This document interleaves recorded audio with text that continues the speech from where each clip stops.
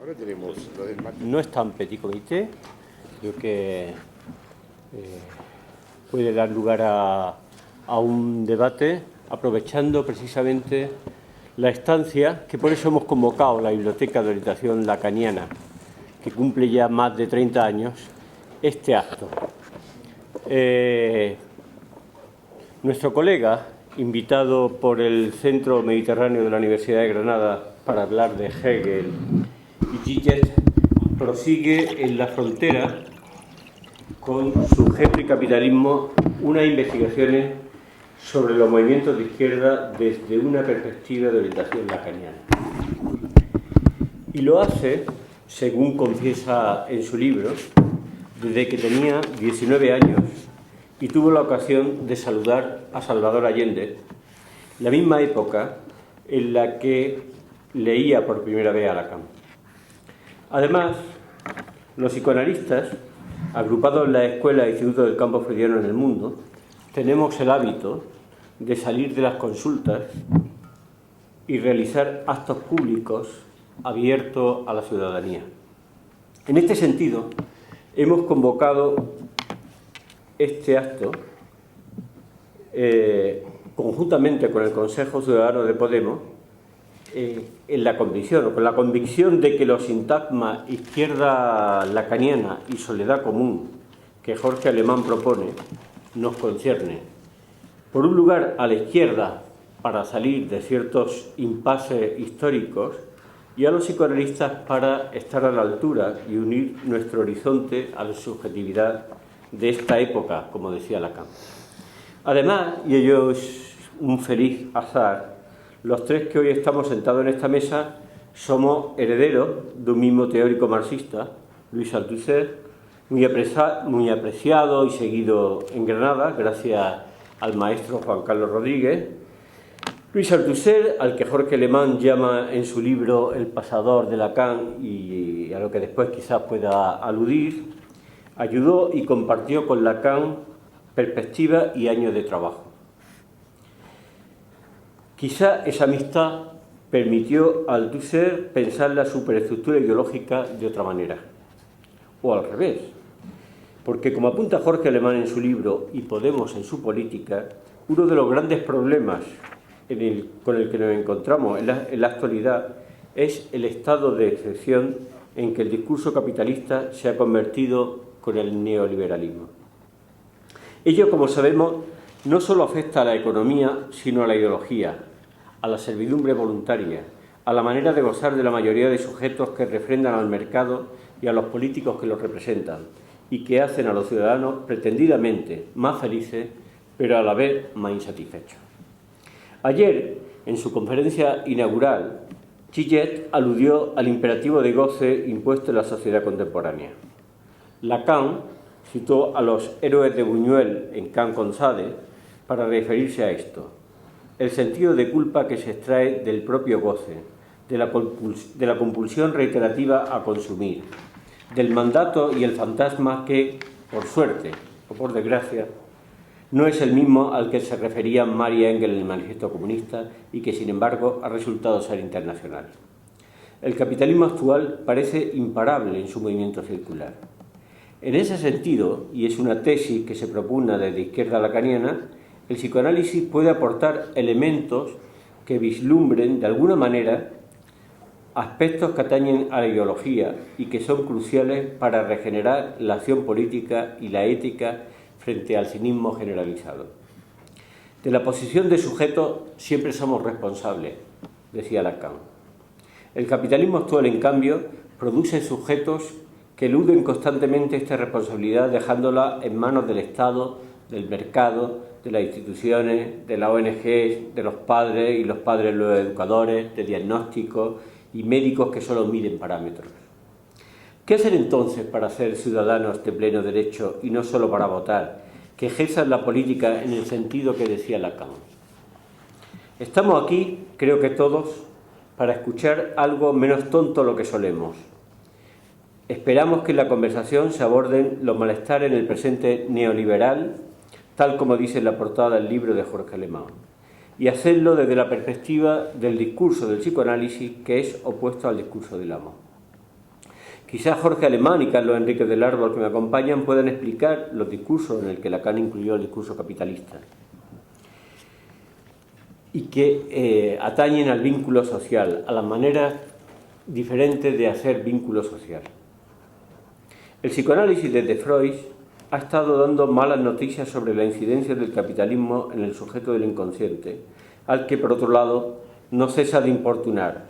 Frente al deseo, el goce sin trabas; frente al ideal, el cinismo; frente a la lógica, el mandato tiránico religioso; frente al goce, las adicciones generalizadas; frente a la solidaridad, la segregación; frente al amor, el exceso.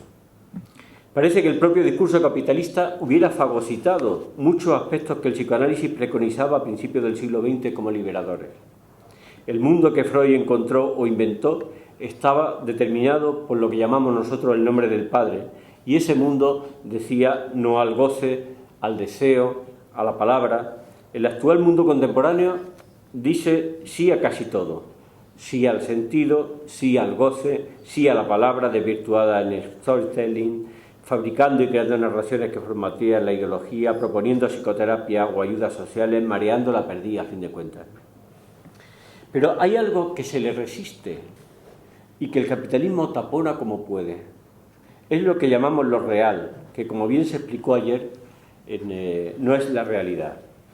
Cuando en mayo del 68 en las calles se pedía lo imposible, quizás se estaba produciendo una desvalorización de lo real de la que aún no nos hemos repuesto.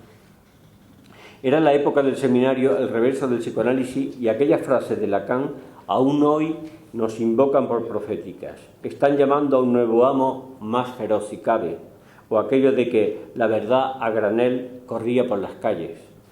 Por ello, cualquier forma de liberación o emancipación que pretenda terminar con el carácter circular y siniestro que tiene el actual discurso capitalista ha de abordar lo que Jorge Alemán llama desde Lacan los no hay. En este sentido, quizás ese otro famoso aforismo de Lacan: el inconsciente es la política.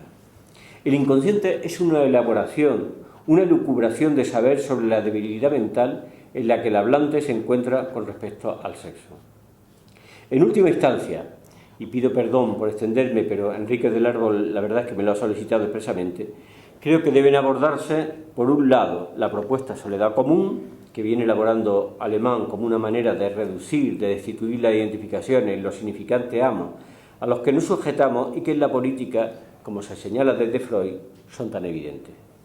Pueden parecer términos antinómicos, pero ciertamente es la lengua y el goce lo que todos tenemos en común, cada uno el suyo.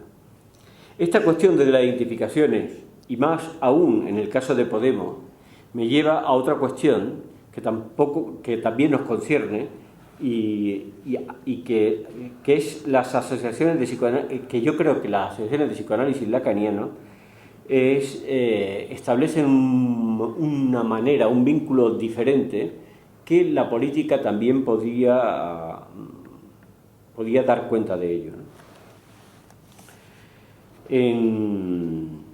Se requiere a nivel mundial, entonces, tipos de organizaciones políticas que descompleten más que reúnan, que se pregunten más que respondan, que estén construidas en red y no de manera piramidal, que ponderen el discurso en el propio vínculo, que renueven los cargos,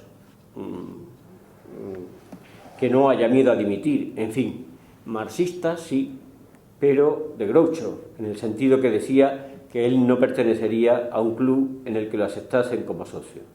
¿Qué organización, pues, es mi último apunte para pasar ya a los verdaderos protagonistas de este acto? Ustedes, por supuesto, y los dos que me acompañan. Deseo agradecer entonces, como director de la Biblioteca de Orientación Lacaniana de Granada, al Consejo Ciudadano de Podemos por su buen hacer y su disposición, y por supuesto a nuestro colega Jorge Alemán. Sin Polonia, como decía Ubu, y Lacan repetía encantado, no habría polacos. Les dejo con Carlos Enríquez del Árbol, doctor en filosofía, miembro destacado de la extinta agrupación Antonio Gramsci, coordinador de la Asociación de Estudios Marxistas, director de la revista Laberinto y autor de varios libros y numerosas publicaciones. Encomendado a la formación y miembro actual del Consejo Ciudadano de Podemos, seguidor de Juan Carlos Rodríguez y conocedor, o lector atento al menos, eso seguro, de la obra de Jorge Alemán. Y, por supuesto, con Jorge Alemán, psicoanalista, un intelectual del siglo XXI, muy activo, quizás más que Gillet. Hace solo unos días lo veíamos en la Escuela de Verano de Podemos, ayer en la universidad, hace tan solo un mes en Argentina, miembro de la Escuela Lacaniana de Psicoanálisis y de la Asociación Mundial de Psicoanálisis, consejero cultural de la Embajada Argentina, profesor honorario de la Universidad de Buenos Aires y Premio Isabel la Católica por el Gobierno español y autor de muchos libros y diversas publicaciones. Pasamos directamente al debate, no sé cómo lo vaya a plantear, yo creo que en forma de preguntas y respuestas, quizás dejando que la gente pueda intervenir, ¿no? De hecho, esta forma de disposición no es la que habitualmente hemos llevado en los seminarios, en los círculos de la revista Laberinto, que es circular, lo que luego también recogió Podemos. Pero, por tanto, en cualquier momento podéis intervenir sin ningún problema. Lo primero que tengo que decir es lo agradable que siempre me encuentro con mi amigo psicoanalista. Ya sabéis que en alguna ocasión lo he dicho, ¿no?, que para mí que era una patria de la izquierda, en cierto modo, ¿no? Estoy exagerando, pero bueno, siempre he encontrado el refugio verdaderamente amable y además enriquecedor de conocimiento del campo freudiano lacaniano. Normalmente, antes de hacerte la primera pregunta, para empezar a conversar, Jorge, te voy a regalar un libro. Es decir, no se suele hacer, pero así, ¿no? Un poco no es habitual, y entenderás por qué, porque no te voy a preguntar por Heidegger. Este es un libro, ya que lo has citado, de Juan Carlos Rodríguez, un libro sobre Heidegger. Te lo regalo con todo mi... Lo agradezco muchísimo, este libro lo tengo, porque tengo toda la obra de Juan Carlos Rodríguez. Creía que no lo tenía. Y especialmente, bueno, pues no pasa nada, no pasa pero nada. Me lo voy a llevar porque tengo la suerte de conocer amigos que lo van a apreciar, sí. Le van a dar el valor que le corresponde. Es un gran texto y siempre, desde que tuve el gusto de venir a Granada, me encanta, es una ciudad que me encanta, y también me encanta la gente que conozco aquí. Para mí es un honor siempre que me inviten, y es un honor ahora compartir la mesa y la presencia de ustedes. Desde que conocía la trayectoria de Rodríguez y sus seguidores aquí, siempre me he ocupado de leer, así que lo compré hace un tiempo atrás, y también compré el de la edición Acal, que es su obra, sí. Porque finalmente la poesía la hacemos entre todos, ¿no? O sea que...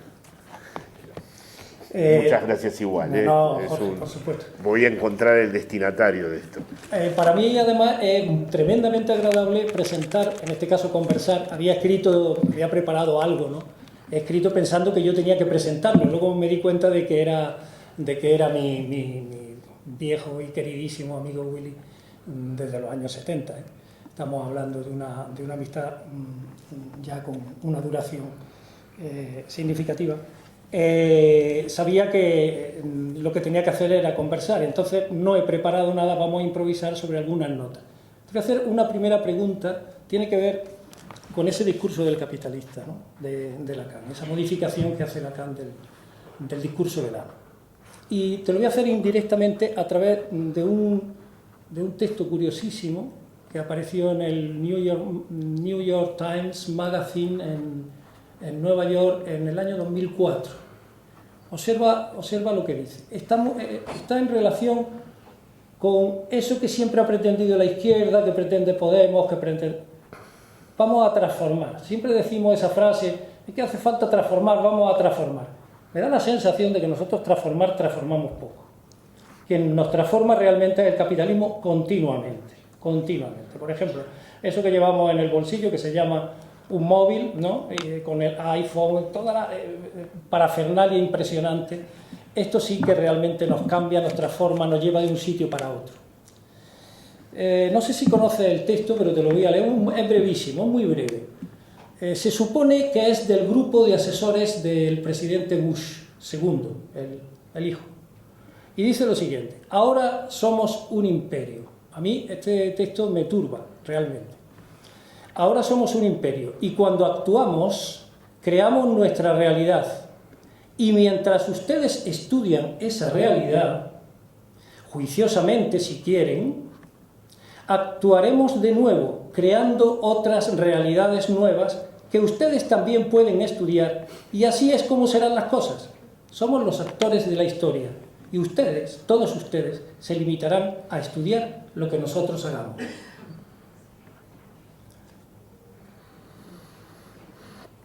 Lo dejo ahí. ¿Qué comentario, Jorge, podría... Sí. ¿Qué sugiere esto? Bueno, primero agradezco de nuevo esta posibilidad que se me ofrece de discutir los temas con los que trabajo aquí en Granada. Me parece muy justa esta evocación que has hecho, Enrique. Yo lo que fui a ver en un hotel que estaba en la playa un partido de fútbol, y antes de que empezara el partido ya había un montón de niños alrededor de la televisión. A mí en principio me dio mucha alegría compartir ese partido de fútbol con los niños. Ellos estaban con sus camisetas del equipo, no voy a decir el equipo porque eso es irrelevante en este caso. Por cierto, me han dicho las malas lenguas, la habladuría heideggeriana, que te has cambiado de equipo, ¿eh? No. ¿Es verdad o no es verdad? No, bueno, eso no. Sigo jugadores. Pero bueno, estos niños, mientras el partido se desarrollaba, miraban sus móviles. O sea, cada tanto levantaban la vista para mirar la pantalla de la televisión, pero lo que los tenía a todos absorbidos era el móvil. Algunos incluso veían el partido en el móvil, aunque hubiera una gran pantalla a disposición. En otras, sigo evocando tu pregunta, lo que tu pregunta me evoca, mejor dicho. En otras circunstancias, yo muchas veces en algunos restaurantes he visto a dos personas cenando, hombres y mujeres, hombres y hombres, y mujeres, y siempre me ha llamado la atención que en cuanto empieza la cena, uno de los dos coge el móvil y empieza, y siempre me ha parecido un detalle feo. Incluso en muchas ocasiones he pensado, jamás haría una cosa así en lugar de esta persona. Tiene enfrente a una persona muy atractiva, muy interesante, como es que está mirando el móvil. Pero desde que tengo yo también un móvil de esos, porque no tuve más remedio que tenerlos, yo mismo me he visto diciendo, perdón, pero esto sí es importante, y he sacado el móvil. A veces era muy importante y otras veces no tanto, y lo he visto.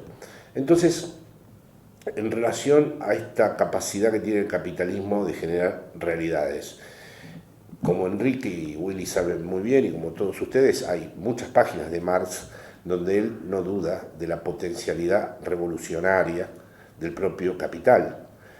Es más, la fórmula, todo lo sólido se desvanece en el aire y se hundirá en las aguas heladas del cálculo egoísta que aparece en el manifiesto, hace referencia inmediata a esa capacidad que tiene el capitalismo, en donde además Marx escoge unas metáforas muy bellas y dice que las relaciones con lo local, con lo sagrado, con lo familiar, no habrá nada que logre verdaderamente sustraerse a esta marcha, vamos a decir, a esta expansión transversal e ilimitada de la lógica del capital.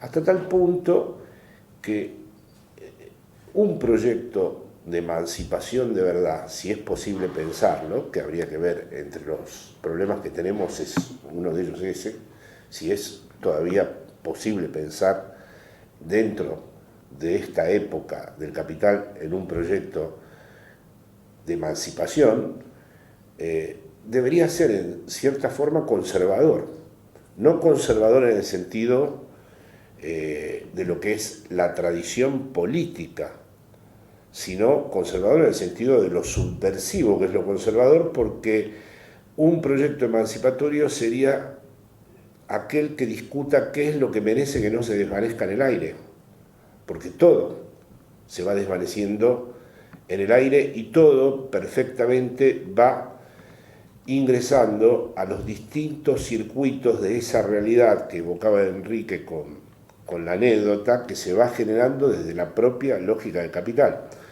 Dicho de otra manera, ¿existe algo que no sea apropiable por el circuito de la mercancía y la expansión del capital a todos los confines de la tierra e incluso, como se manifiesta ahora actualmente, a los confines últimos de la propia subjetividad? Porque ahora el botín de guerra final del capitalismo es la propia subjetividad, la propia, vamos a decir, condición humana. Es una pregunta que yo creo que vale la pena formular, y para finalizar con un ejemplo todavía más terminante y que yo he tratado a veces en mis textos, lo podemos ver en la mutación misma de la pobreza, es decir, esa otra realidad de la que hablaba recién Enrique. Uno va, por ejemplo, supongamos en Latinoamérica, en donde hay ejemplos extremos, las favelas, las chabolas de allá se llaman favelas o villas miserias en Argentina. Antes era pobreza. ¿Qué quería decir pobreza? En el sentido clásico de Marx, la no satisfacción de las necesidades materiales. Ahora es puro exceso de goce.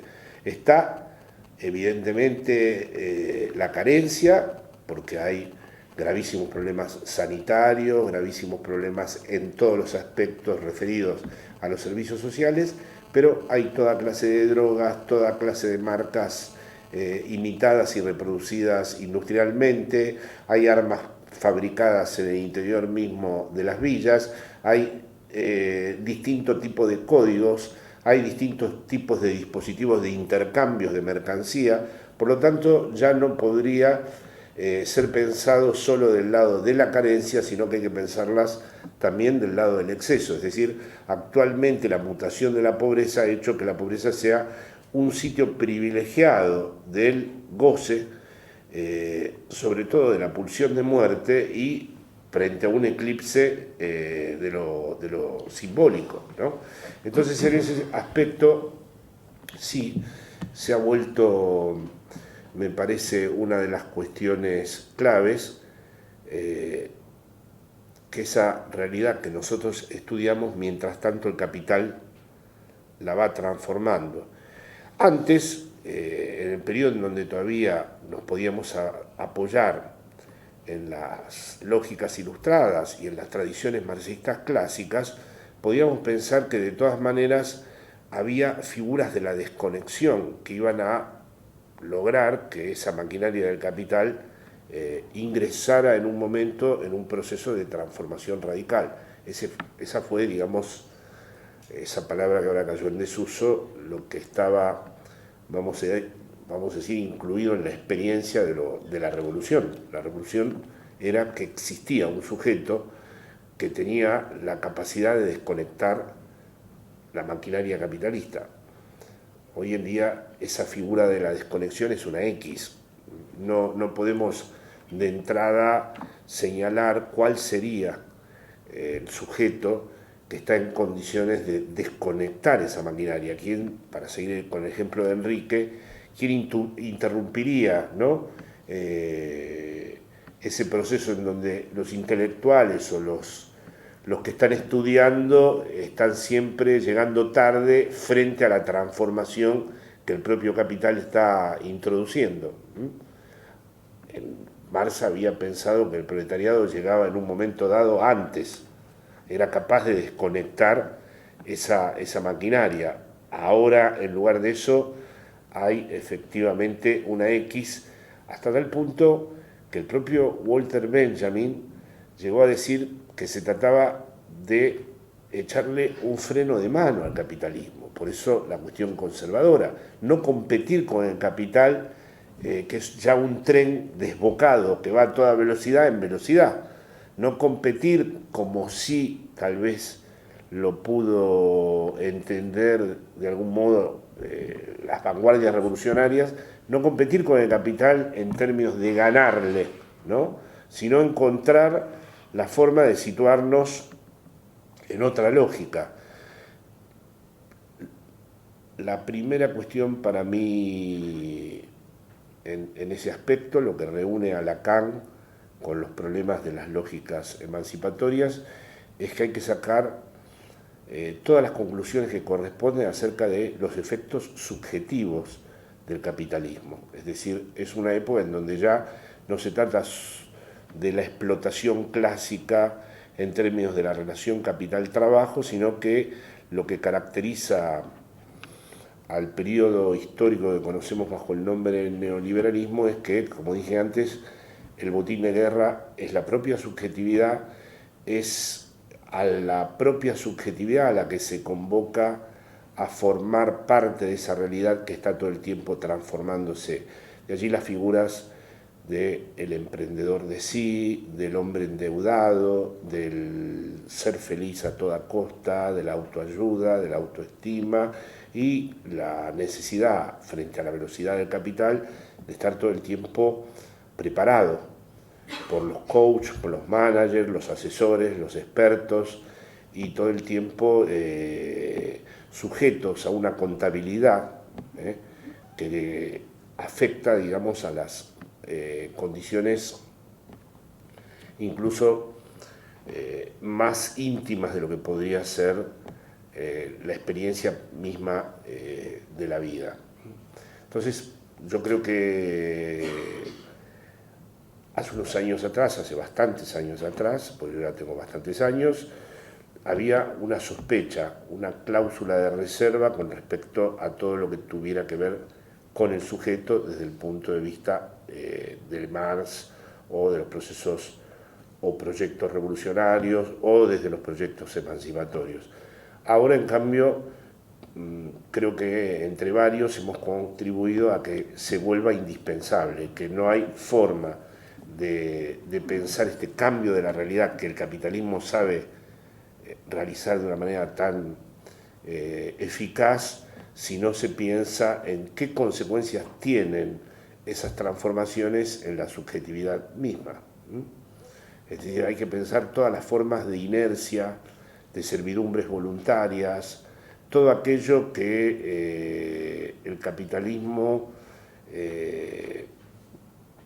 realiza en su producción de la subjetividad y en su extensión precisamente de un tipo de dominación que es una dominación distinta a la mera coerción o a la mera dominación bajo formas estrictamente disciplinarias o policiales. Es decir, está ese aspecto, sin duda, pero además está el otro, está el aspecto seductor, productivo, generador de subjetividades que debe ser también tenido en cuenta. Debe ser tenido en cuenta, y con esto termino mi intento de respuesta a la pregunta de Enrique, porque si no, no podemos situar qué sería lo inapropiable, qué sería aquello que todavía podemos indicar al menos como no el gran protagonista de la revolución, pero sí algo que podamos definir como lo que se sustrae a ese, lo que impide que el crimen sea perfecto. Porque si Bush tiene razón, si realmente mientras estamos pensando el capitalismo ya nos va a vender otra cosa y nos va, incluso aunque estemos en el extremo de la pobreza, a capturar en su lógica, el crimen es perfecto. Si no hay crimen perfecto es porque existe en el sujeto algo que no es apropiable por el discurso capitalista. Voy a seguir, tenía otra pregunta antes, pero voy a seguir con la misma, cambiando un poco el tercio, Jorge.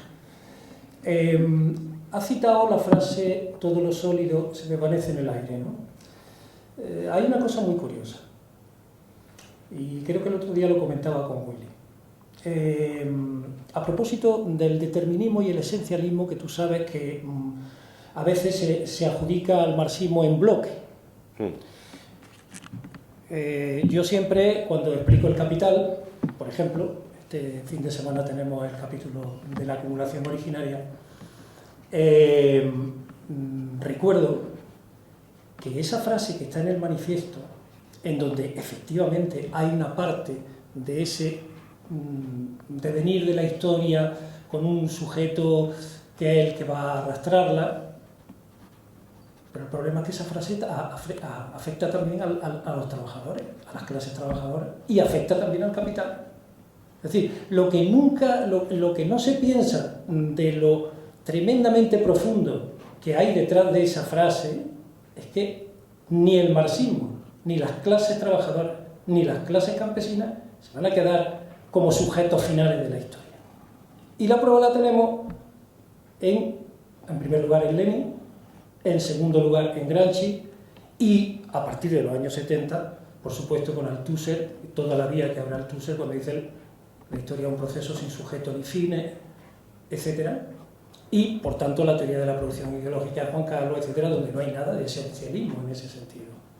Es decir, hay, desde mi punto de vista, una confusión. Es decir, Marx vive dentro de lo que se llama, de lo que podemos nosotros llamar el horizonte positivista del siglo XIX. Y una parte de su obra está determinada, efectivamente, por ese horizonte positivista.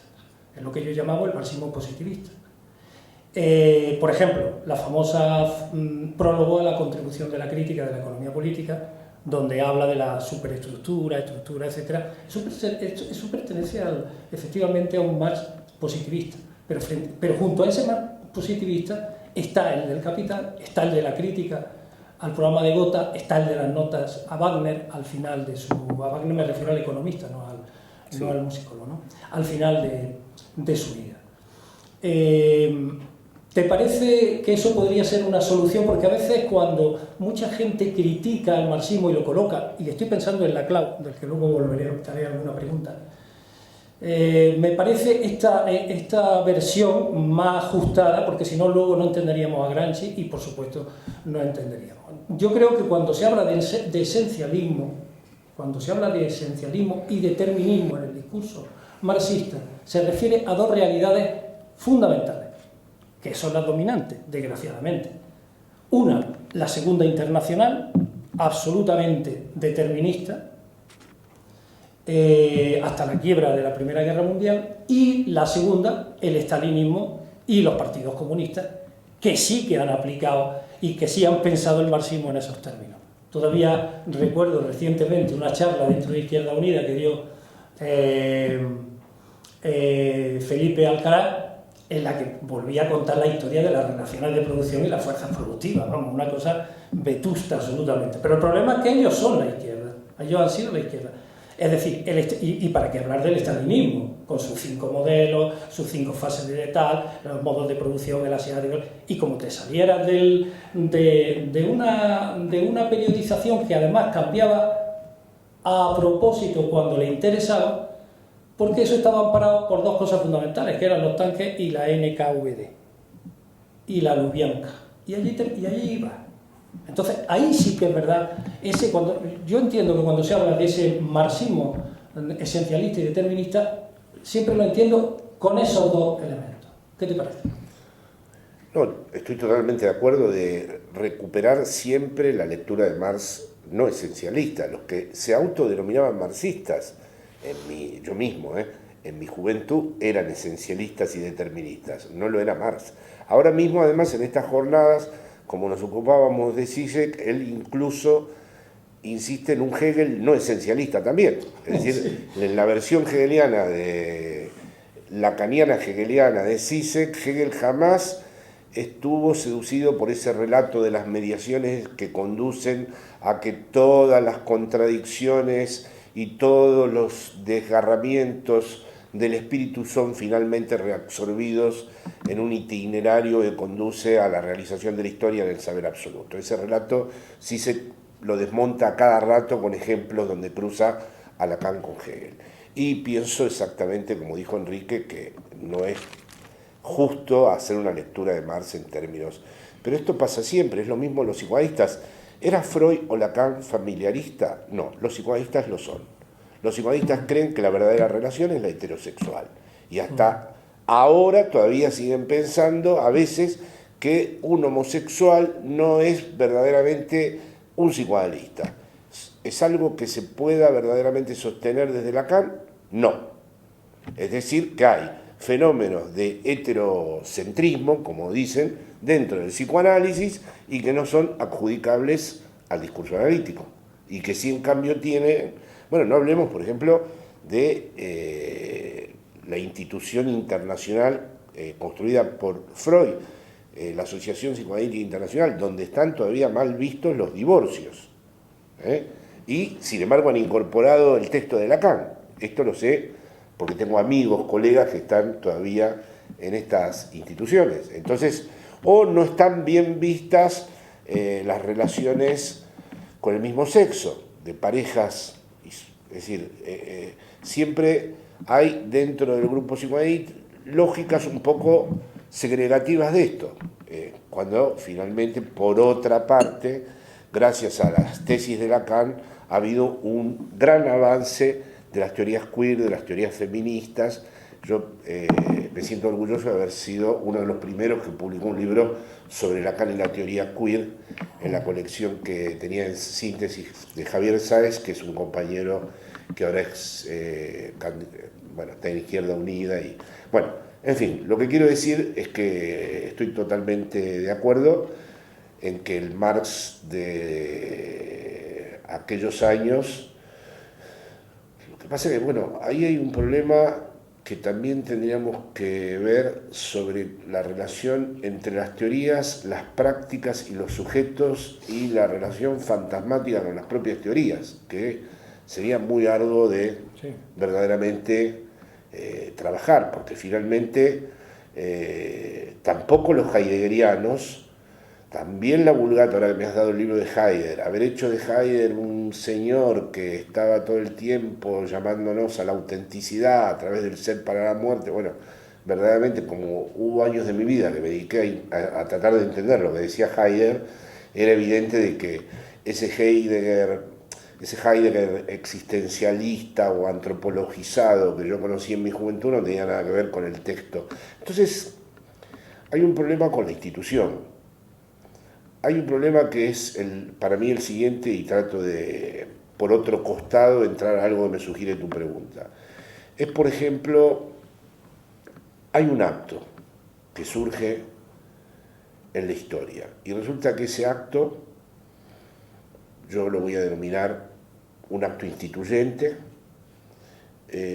no puede jamás ser deducido de la situación histórica o de la constelación histórica en donde ese acto emerge. No podemos establecer un nexo causal. Ese acto puede ser el 15M, o puede ser el mayo del 68, o en Latinoamérica puede haber sido tal o cual, o en el mundo árabe. No me importa dar un ejemplo histórico. Lo que me interesa del acto es que no puede ser fabricado técnicamente, que no puede ser producido por expertos, y que no hay nunca ningún sujeto a priori que lo pueda producir. Es más bien el acto el que constituye el sujeto. Es como el encuentro, vamos a decir, amoroso. Hay un encuentro amoroso. Pero resulta que este acto, o este encuentro, cuyas cualidades podríamos decir que son la angustia, porque en todo acto hay una sensación de desamparo, hay algo en donde se percibe de manera muy nítida el abismo, la falta de fundamento. Podríamos decir que otra cualidad del acto es su certeza anticipada, es decir, a través de ese acto se ve algo que no se había visto, pero no algo que estaba oculto y sale a la luz, sino que surge lo nuevo en la historia. A través del acto es como se introduce lo nuevo. Lo nuevo no surge por la propia historia de las instituciones, ni por cómo funcionan los legados simbólicos, ni por cómo sino por ciertas rupturas que se producen y que son absolutamente contingentes, imprevisibles e incalculables. En esto podemos encontrar la lógica del acto, la lógica del encuentro amoroso, también, ¿por qué no?, la lógica del milagro, si queremos introducirnos en estos nuevos intereses que hay, incluso por el campo marxista, por los problemas teológicos. Es decir, un hecho que no se desprende. Ahora bien, no se desprende de la constelación simbólica, no se puede explicar, no podemos reconstruir rápidamente en el momento del acto y decir, este acto se ha producido porque la familia de este sujeto es de tal y cual manera, o porque esta sociedad estaba en este momento. No, eso después retroactivamente, una vez que el acto se ha producido, una vez que la ruptura se ha producido, resulta que ese acto contingente hay toda una serie de dispositivos que lo vuelven necesario. ¿Cómo es que de lo contingente se pasa a lo necesario? ¿Cómo del encuentro amoroso se pasa a la aventura de la permanencia? Sin la aventura de la permanencia, además, no logramos nunca desentrañar cómo es que es verdaderamente un acto. O sea que el verdadero problema del acto es que la única manera de desentrañar lo que estaba cifrado en ese acto es ingresar en cierta permanencia o ingresar en cierta institución o en una organización política. No basta que hayamos reunido en una asamblea permanente en la gran plaza a miles de personas. Ahora hay que ver si eso encuentra la forma pertinente de organización. Es decir, que hay un tramo que va del acto instituyente a la institución que lo va a acoger. Y resulta que la institución... Te voy a poner un ejemplo ahora. Espera, pero termino esto. No voy a nombrar el matrimonio ahora para no entrar en un problema de otro. La institución está toda preparada para olvidar el acto que la instituyó. Es decir, la institución está siempre hecha para recibir lo que se puso en juego en el acto, pero también para encontrar, a través de su orden jerárquico, a través de la distribución de sus lugares, a través de sus procedimientos internos, un modo de olvidar el acto mismo que dio lugar a esa institución. Hay una teoría además de Lacan muy graciosa que yo siempre he tratado de hacer referencia a ella, de por qué las nulidades van ocupando los puestos más importantes a la larga en todas las instituciones, ¿no? Son 4 renglones que él denominó la confusión sobre el cero, pero que a mí me parecieron siempre iluminantes, ¿no? Porque a mí pasa el tiempo, van tomando lugar las personas, y que incluso los propios fundadores o los que estuvieron vinculados al acto mismo empiezan a quedar excluidos, ¿no? Bueno, este me parece que es uno de los grandes dramas de lo político, porque efectivamente uno no puede escoger y quedarse con el acto, ¿no? Uno no puede, ahí es donde yo me distancio de Badiou, por ejemplo, en sus partes así un poco fideístas de la fidelidad de acontecimiento. Uno no puede decir, no, yo me quedo con el instante en donde me enamoré y lo perpetúo para siempre, porque no sabe entonces nunca en qué consistía la apuesta. La apuesta se revela como saber en qué consistía cuando uno dice, bueno, y ahora vamos a permanecer, porque solo permaneciendo vemos el trayecto. Ahora el problema está en si se consigue, acá entra el tema de la cuña de nuevo de la izquierda lacaniana o de nuestros debates, si encontramos una forma de pensar en organizaciones que no borren esta tensión, que traten de, ya sabemos que no va a ser jamás idéntica la institución con el acto, pero ¿cómo concebir una institución que al menos no esté al servicio de borrar todo aquello que concernía al acto que la constituyó? Fue además el problema leninista, si ustedes quieren, del propio Lacan, cuando trató de acoger dentro de una misma institución un acto, como el acto psicoanalítico, también tiene propiedades de muy difícil traducción organizativa. Bueno, en fin, este problema lo traigo a raíz de tu comentario del antiesencialismo y antideterminismo de Marx, pero luego estaban las instituciones que lo acogieron a Marx, ¿no? Y por eso Ernesto se permite a veces, en su pelea, hablar de ese esencialismo marxista que creía en tal o cual, ¿no? Es decir, cuando, por ejemplo, yo me exilio en el 76, el PC dice que el que está del lado del progreso es Videla, porque va a ser un militar democrático. Todo esto porque lo apoya la Unión Soviética. El militar democrático organizó un genocidio, un exterminio que los alcanzó a ellos mismos, pero eran las teorías, toda la historiografía de los partidos comunistas en aquel entonces siempre tenían una idea de un progreso histórico, ¿no? Por ejemplo, el propio Marx no le gustaban los procesos de independencia latinoamericanos porque todavía no se había producido el desarrollo industrial. El caso de Simón Bolívar, etc. El caso de, exacto, la crítica de Marx a Bolívar. Fue Trotsky, en el exilio, sí, el que empezó a tomarse en serio que no había que cumplir con todas esas condiciones objetivas, es decir, que había un evolutivismo esencialista, que está también en las interpretaciones de Hegel, que tuvo una potencia enorme, ¿no? Como lo tuvo la idea de ser maduro en la vida, de ser maduro cuando uno entra en pareja, cuando uno resuelve el Edipo de la buena manera y por lo tanto construye una nueva familia. Todo eso, responsable, todo eso estuvo, y creo, yo lo entiendo en esta tensión irresoluble entre el acto y la institución que lo acoge. Las conversaciones tienen vida propia y estoy pasando de las preguntas que aparentemente eran las primeras que quería hacerte, porque voy a continuar con lo que estás diciendo. En primer lugar, una cosa simpática, a propósito del enamoramiento. Bernard Shaw decía que cuando uno se enamora, exagera la distancia entre una mujer y las demás. El caso de Agatha Christie, ¿no? Me viene también a la memoria. Siempre decía que cuando pasaba, que el marido de Agatha Christie, como sabéis, era arqueólogo, ¿no? Y entonces decía que ella estaba segura porque según pasaban los años le gustaba más a su marido. ¿Le gustaba más? A su marido. Ah. Que según envejecía, pues su marido la quería más. Qué suerte, ¿no? Sí, claro, porque es que era arqueólogo.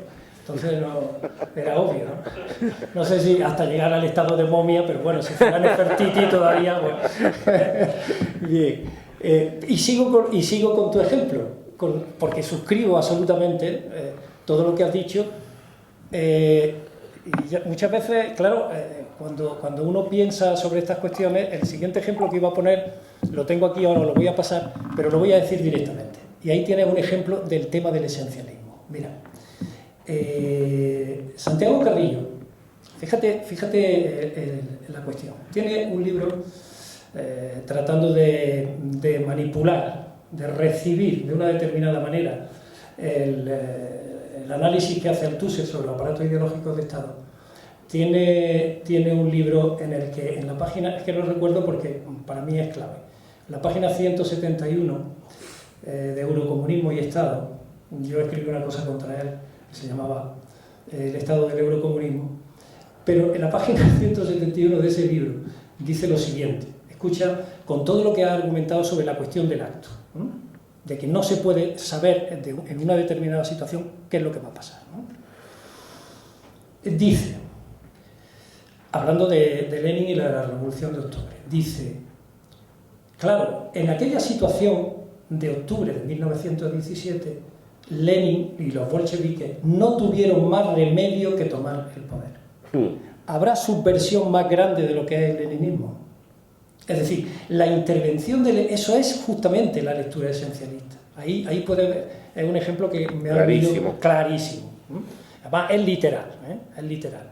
No tenían más remedio, con lo cual borra su responsabilidad ante lo que tenía que hacer en la época de la transición y, sobre todo, se carga a Lenin directamente, es decir, la originalidad leninista de las cartas cuando estaba en Suiza hasta las tesis de abril desaparecen por completo, que es lo nuevo que aparece en la historia.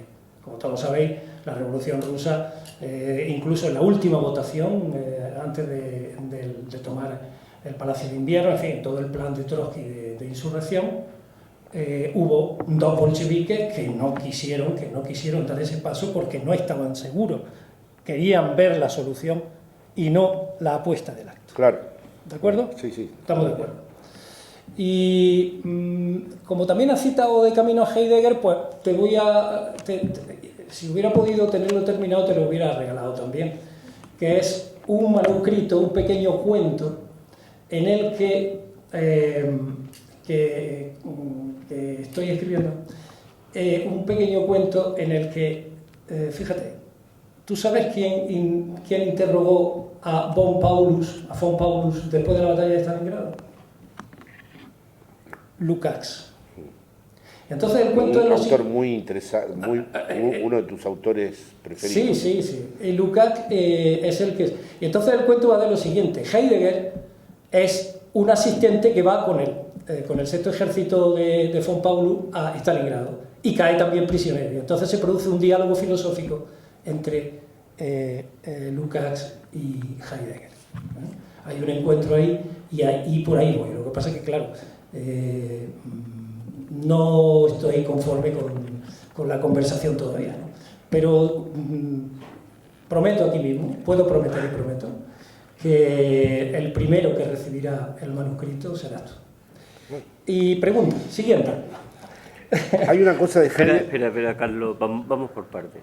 Sí. Hay una cosa de Heidegger que me gustaría ahora comentar, ahora que has dicho que estás escribiendo un cuento y que tal vez, si no la conoces, puedo colaborar con tu cuento. Hay una escena en la correspondencia de Heidegger con su mujer que siempre me ha impresionado mucho. Resulta que en esa correspondencia aparecen a lo largo de la vida de ellos, es una correspondencia de décadas, algunas escenas de celos escritas por parte de Elfried, en primer lugar por la pública relación de Heidegger con su amante judía Hannah Arendt, pero luego con otras señoras y otras alumnas. Incluso al final de su vida, el venerable profesor tiene un ictus con una jovencita que era discípula de él. Bueno, y la señora manifiesta en muchos casos su hartazgo de estas aventuras del profesor, del gran deconstructor o destructor de la metafísica alemana, Heidegger. Pero hay una de las cartas que siempre he pensado en la locura de Heidegger. Heidegger, basta ver cómo su escritura va ganando terreno sobre su obra y basta ver cómo trata de encontrarse en su propia experiencia del pensar con lo real mismo, hasta tratar de hacer desaparecer el concepto de su vida y hacer desaparecer la coherencia y finalmente entregarse. Hay que ver los últimos escritos de él, es una fragmentación y un tipo de escritura en donde él además escucha. Él dice que el pensar es un mirar escuchando, y él escucha la voz de los poetas, escucha a los griegos y escribe desde la escucha, o sea que hay un verdadero trance heideggeriano.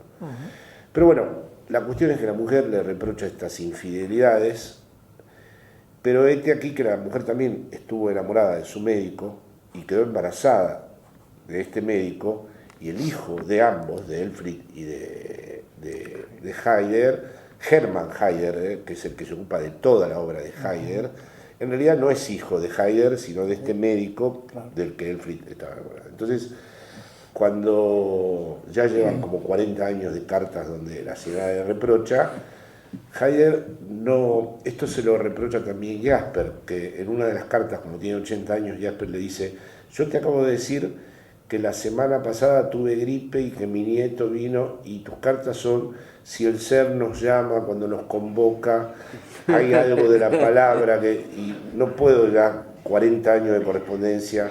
Bueno, lo mismo es con la mujer.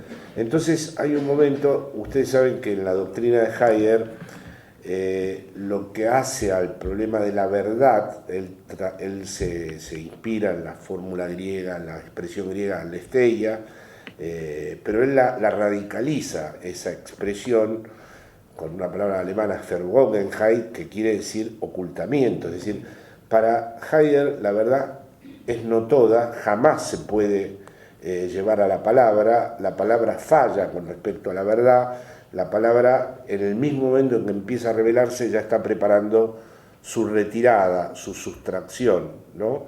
Es decir, que a la verdad le gusta, digamos, permanecer en el ocultamiento.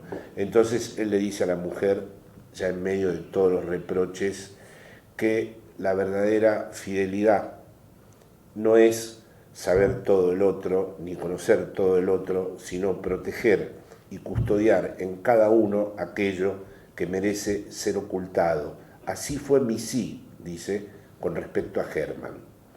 Entonces me sorprendió, digo, el filósofo ha llevado hasta el rincón último de su vida cotidiana la lógica de su pensamiento. Esto solo lo veo siempre en la locura. Es decir, alguien que es capaz de hacer pasar todo el peso de su pensamiento a lo que es la institución, vamos a decir, de su vida cotidiana.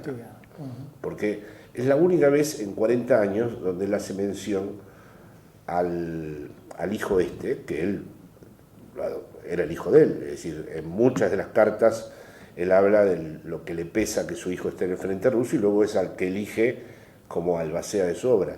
Pero me sorprende este momento donde él dice así fue mi sí, y vinculado nada menos que a su teoría de la verdad. Bueno, esto por el cuento. La siguiente cuestión que hay una cosa curiosa y es que planteas la necesidad de una quinta internacional. Cosa que sí, está por aquí, ¿no? Sí. Pero antes de plantearte esta cuestión, por cierto, en relación con Heidegger, iba a volver, una de las cosas que tenía pensada antes del conversatorio era volver sobre los libros anteriores que había escrito. No he encontrado todos, pero sí por lo menos los que te presenté. Hay una cuestión de Eugenio Trías, que os contesta en ese libro, en el que habla dice, la concepción heideggeriana sobre lo cotidiano es sencillamente pobre y escasa. Heidegger acierta en su luminoso análisis de la angustia, etc. Pero eso lo voy a dejar de lado, porque nos va a llevar. Sí, como puedes ver en el libro... Perdona, un momentito. Aquí tiene... Trías, que en paz descanse, es una de las personas que más he admirado, es un filósofo español nacido en Cataluña, y fue la primera persona al que me transmitió, y esto tiene que ver con lo de Heidegger, él no estaba de acuerdo a lo último de su vida, él padeció una serie de enfermedades muy serias, que atravesó con muchísimo coraje, y a lo último de su vida fue ganando la idea de eternidad en su vida. Y fue la primera persona que me hizo pensar que en el caso de él era verdad. Es decir, su rechazo, esa página que ibas a leer donde él llega un momento en que no está más interesado por la filosofía de la finitud, es porque está absolutamente convencido de que la teoría de él sobre la filosofía del límite es también una teoría de la eternidad, que la finitud no debe ser tenida en cuenta, y no es una eternidad religiosa, aunque también en Trías, a lo último de la religión, ocupó un lugar importantísimo. Es algo que tiene que ver con una experiencia que él hace con la música, en donde, y a mí me impactó mucho eso porque lo empecé a escuchar hablar en los últimos tiempos de su convicción, de su certeza absoluta con respecto a la eternidad. Entonces, era una evocación de... Sí, que te agradezco. Hay una... Bueno, nuevamente, cuando ha empezado a hablar de Hannah Arendt, me he acordado de... Bueno, dentro de Podemos estamos un grupito pequeño todavía, que somos podemitas por el sorteo. Somos sorteístas, yo soy sorteísta. Y tú sabes que uno de los textos más curiosos de Hannah Arendt es su análisis de la democracia ateniense y del sorteo. Pero bueno, eso me desvía del tema. Hay una cuestión que puede ser, que me gustaría que comentara un poco más que en el libro. Tienes aquí esta página, la página 119, y donde ves que hay muchas así, con un sí, con dos admiraciones. Se trata de lo siguiente. Cuando hablas de... Esto me ha llamado mucho la atención. Dice, y como ves, todo va engarzado. Con nuestro amigo Trías, fíjate lo que son las cosas, ¿no? Es decir, parece que hay como página 118, 119 al final. Muy bien, sí. Fíjate qué curioso que te hayas puesto a hablar de... Al respecto, traté esta temática con nuestro amigo Trías, gran conocedor del estructuralismo, y conversamos mucho sobre ello. Por eso no creo exagerar si digo que Foucault y Deleuze, resultándome admirables e importantísimos en muchas de sus propuestas, padecieron en un momento determinado una suerte de delirio francés mal analizado. Estoy totalmente de acuerdo contigo, pero poder, expláyate un poquito. No, claro. Magnífico. Siento un respeto enorme, grandísimo por la obra de Deleuze y por la obra de Foucault, pero hay un momento dado en el Deleuze y el Anti-Edipo y en los dos tomos últimos de Foucault, de Historia de la Sexualidad, donde se convencen como que Lacan y el psicoanálisis van a dominar el planeta. Es decir, están convencidos, y ahí sí que hay una lectura para dos personas de esa perspicacia.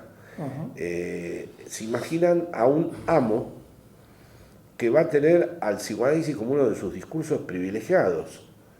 Es decir, es como si no hubieran podido ni siquiera atisbar lo que iba a ser la hegemonía de la farmacología en el campo de la salud mental, de las neurociencias y del cognitivismo. Es decir, se comportan con la idea de que el psicoanálisis es una máquina que se extiende universalmente y que es el verdadero enemigo a batir. Por ejemplo, el Foucault de las palabras y las cosas veía al psicoanálisis, la lingüística y la etnografía como los verdaderos aliados de la nueva aventura.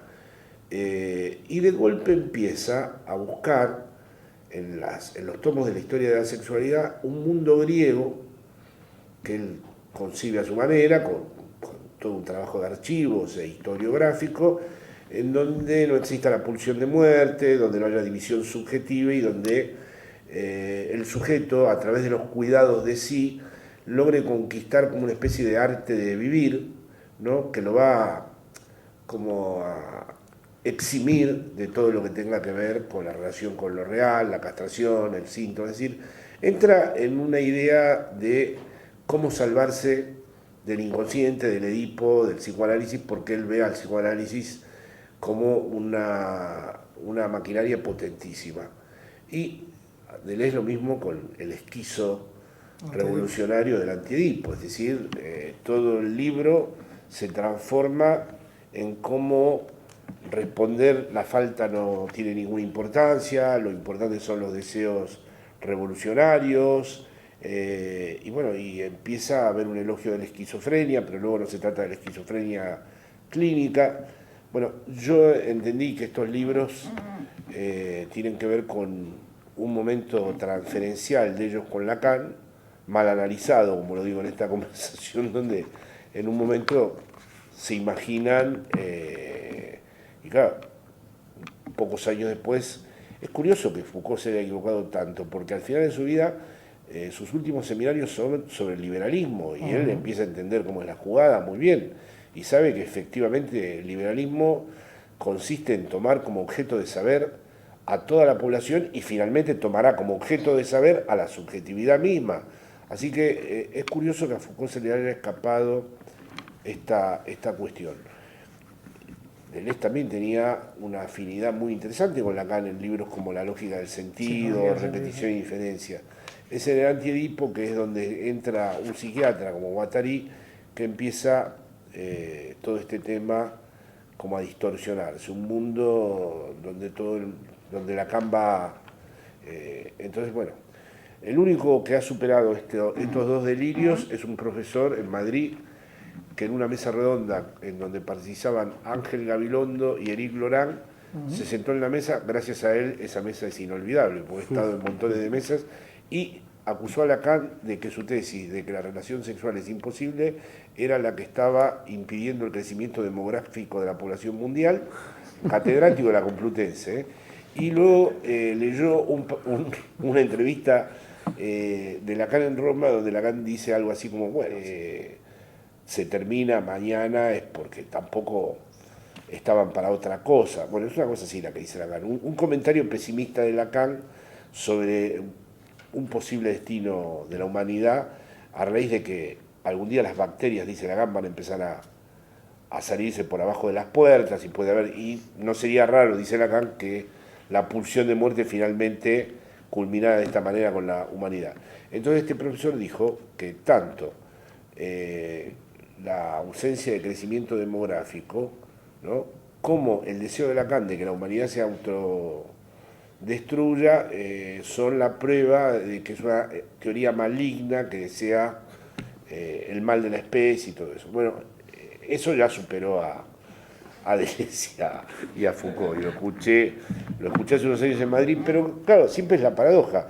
Gracias a este señor, todo se puso mucho más divertido, porque ni Gabilondo ni Laurent me dijo en voz baja, la verdad es que el pensamiento francés hizo mucho daño en el mundo.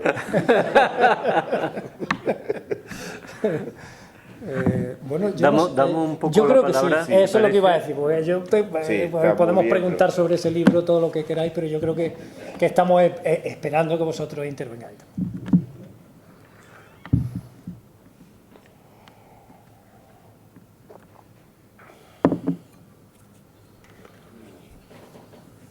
Venga, Tato.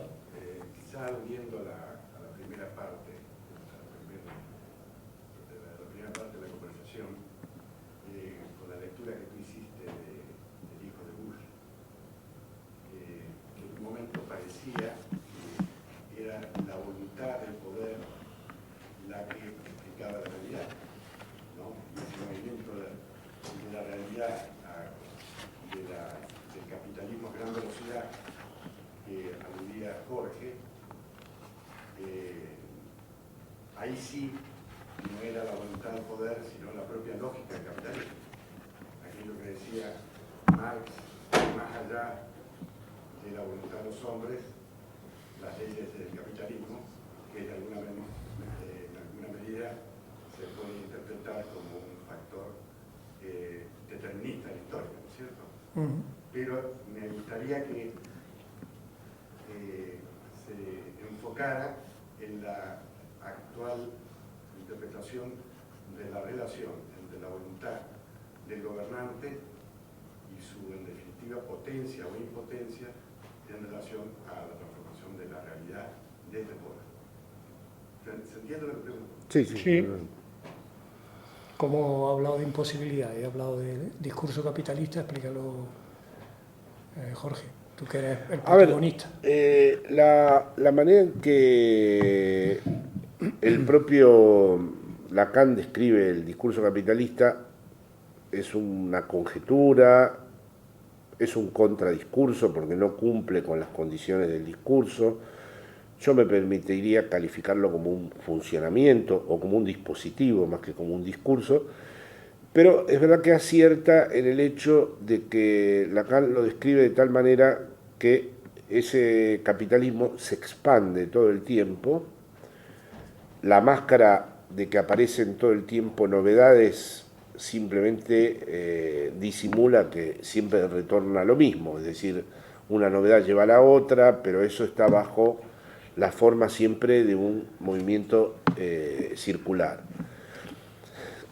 Como si fuera una voluntad acéfala, no es una voluntad de poder en el sentido de que uno se la pueda adjudicar a tal o cual sujeto, es una voluntad que está en el funcionamiento mismo y es una voluntad de nada más que de realizar el movimiento circular, no atiende ni a las naciones, ni a los pueblos, ni sujetos. Por eso es un error hablar de crisis también, porque la crisis es para las naciones, para el pueblo, para los sujetos, pero no para el capital.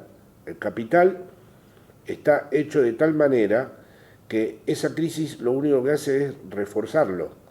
Es decir, ahora mismo estamos viendo cómo esta crisis ha servido para un reacomodamiento todavía mejor y más perfeccionado del neoliberalismo. O sea que la palabra crisis ya es una trampa en ese aspecto, porque nos hace pensar que hay en el interior del capitalismo una crisis cuando el capitalismo vive de esas crisis. Esos supuestos obstáculos es como un alien que tú cortas un pedazo y reaparece en otro, es decir, no importa que haya tal problema en la economía china o que los commodities hayan bajado o que Europa no pueda seguir sosteniendo, todo eso simplemente lo que muestra son transformaciones en las distintas operaciones internas del capital, pero no nos llevan a pensar que entonces el capital ya tiene los días contados, ¿no? De allí que surja la palabra impotencia, como está en tu pregunta, de que no hay más remedio si uno quiere acceder al gobierno que de vivir en cierta impotencia con respecto a lo que es la lógica del capital. Jugar esta partida entre lo que es imposible y lo que es la impotencia. También haciendo la salvedad de que acceder al gobierno no es acceder al Estado, que ahora se suele confundir mucho, y acceder al Estado tampoco es acceder al poder. O sea, estos tres términos a mí me parece que exigen ser diferenciados. Uno puede estar en un gobierno y apenas tocar algunas de las ventanas del Estado. Las ventanas del Estado son muchas, y estar incluso en el gobierno siendo como un intruso en el Estado. Eso lo he podido comprobar. Y a la vez el Estado, ¿no? A diferencia de lo que eran las corrientes liberales que decían nada de Estado y que el mercado se regule solo, el neoliberalismo se ha apropiado del Estado. El neoliberalismo quiere estados omnipresentes, estados fuertes, no en el sentido de la lógica de los estados de bienestar, pero sí estados que intervengan en la vida de las personas, que controlen cada vez más, que estén cada vez más presentes.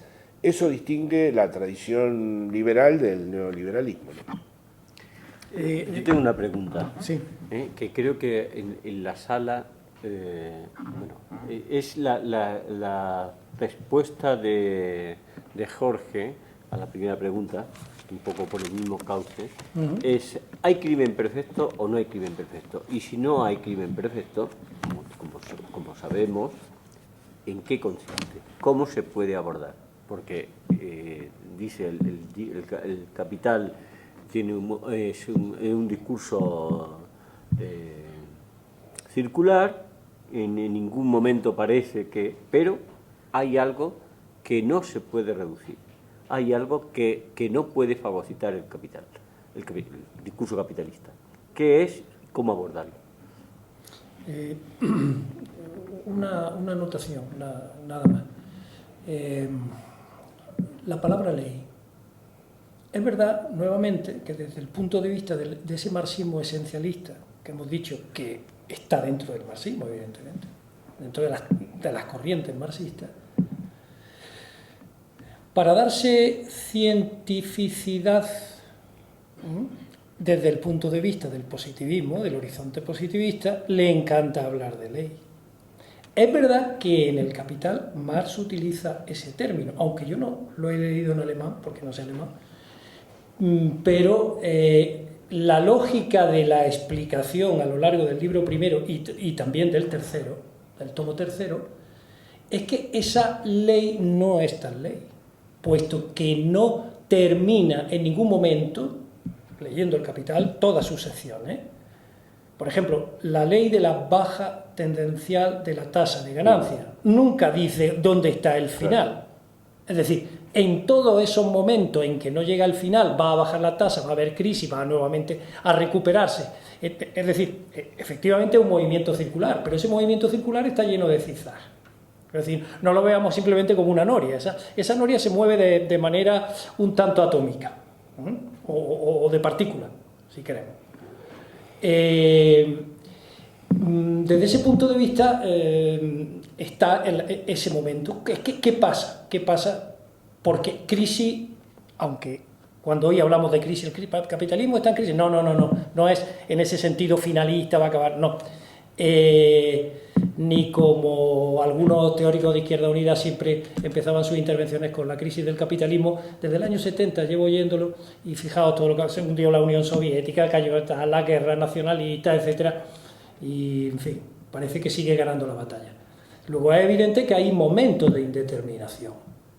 En el antiguo lenguaje, tú recuerdas, Willy, perfectamente, nosotros a eso le llamábamos coyuntura, ¿te acuerdas? Antes de que se dijera momento populista.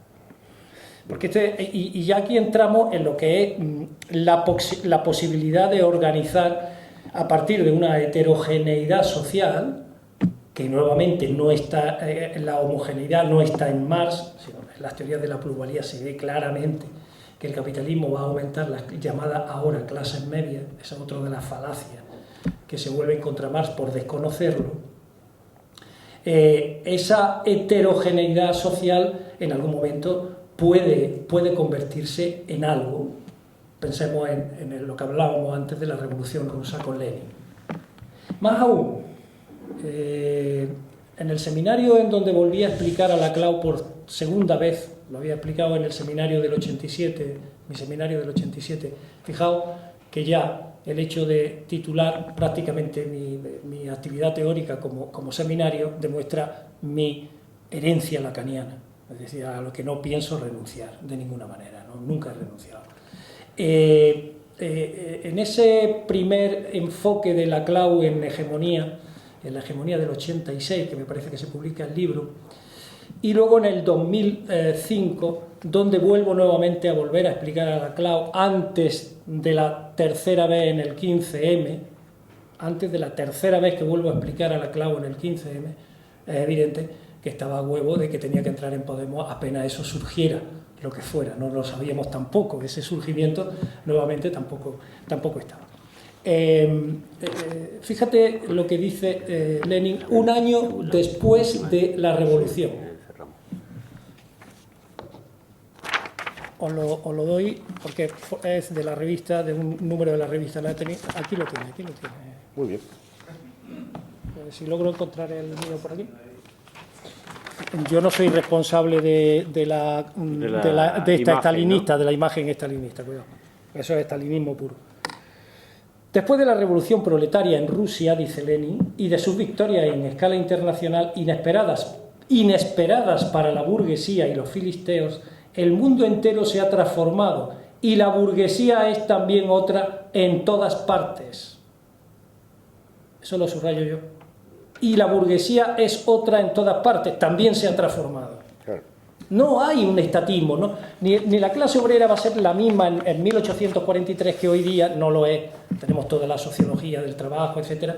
Ni, por supuesto, la burguesía es la misma, ni va a mandar de la misma manera. Y Lenin lo sabe ya y lo avisa porque van a venir las derrotas posteriores en Alemania, en Hungría y en Italia, ¿no? Con Gramsci tratando de organizar a partir del orden nuevo esa configuración que luego va a tener ese nombre que hoy día hemos recogido en Podemos, que se llama la hegemonía, ¿no?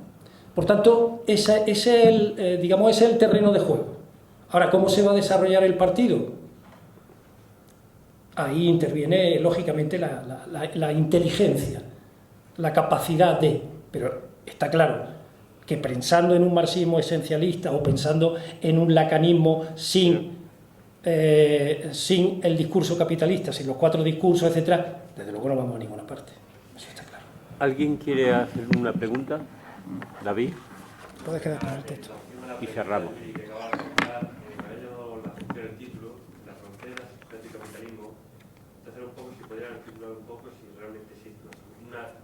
Frontera entre el sujeto y el capitalismo, ¿no? Y cómo podría articularse.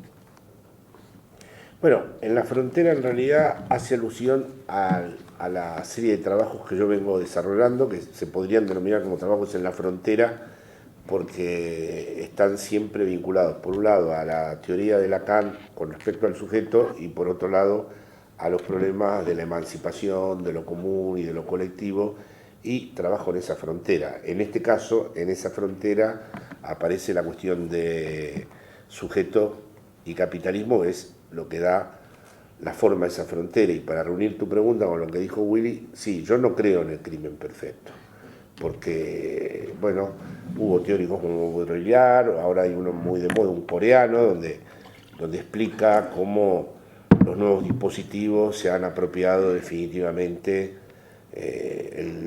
los objetos, los goces con los objetos, el consumo, la televisión, en fin, todo lo que se puede decir hoy en día acerca de en la mixtura del capital y la técnica, cómo la subjetividad ha quedado definitivamente apropiada. Pero sin embargo, me remito a esto. Uno en el psicoanálisis aprende una cosa. Una persona de una historia está totalmente determinada por esa historia, le han tocado los padres que le han tocado, la situación que le ha tocado, está, vamos a decir, de antemano, antes de que incluso naciera, ya está determinado, condicionado, negociado, rechazado, querido por toda una gran trama muy compleja de historias. Le podríamos sumar a esas determinaciones otras. Está determinado genéticamente, si ustedes quieren, está determinado por también la subestructura neurológica, lo que ustedes quieran del lado de las determinaciones. Lo interesante, y por eso el crimen no es perfecto, es que lo que nosotros llamamos sujeto jamás se agota en las determinaciones recibidas. Siempre hay una brecha entre todas esas determinaciones y aquello que el sujeto va a hacer consigo mismo y con los otros. Eso es lo inapropiado. Eso es lo que considero inapropiable y lo considero como el verdadero obstáculo al crimen perfecto. Sin esa brecha, si uno fuera el resultado de todas esas determinaciones, creo que la batalla está perdida.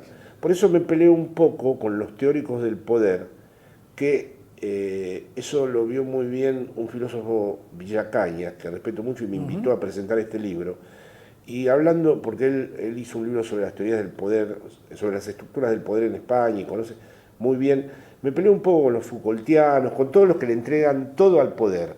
Si el poder ya se apropió, nos constituye, nos construye, ¿qué tenemos para oponerle? ¿No?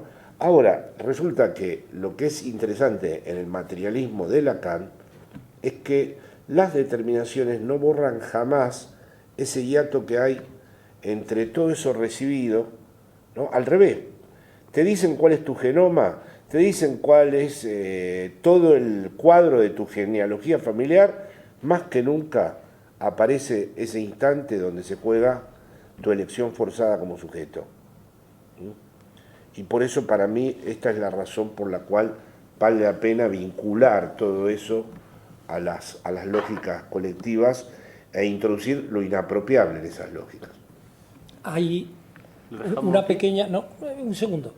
Hay un tipo de macaco en Japón que tienen una costumbre que no es genética, ya que hablamos de lo genético y el paso a esa invención, que se alimentan con bayas y al lado junto al mar, en la zona costera, lavan las bayas antes de comérselas. E incluso algunos van a unas pequeñas lagunitas donde está más salado y lo salan antes de comérselo. ¿De acuerdo? Por eso, para los biólogos, este grupo de macacos, pues, de hecho, ya lo alimentan continuamente para poder seguir estudiándolo, echándole esas bayitas que se comen. Bien, es lo último.